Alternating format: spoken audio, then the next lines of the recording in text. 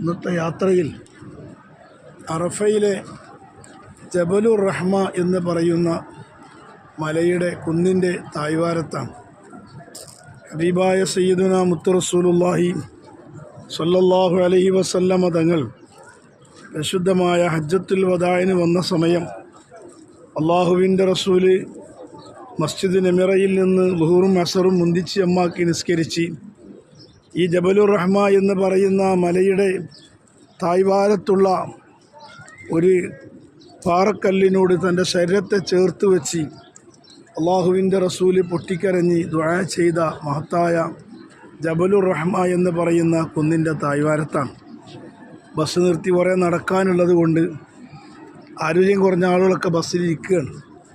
അള്ളാഹു സുബ്ഹാനഹു വ തആല ഹജ്ജ് ചെയ്യാനുള്ള തൗഫീഖ് അള്ളാഹു നൽകുമാറാകട്ടെ.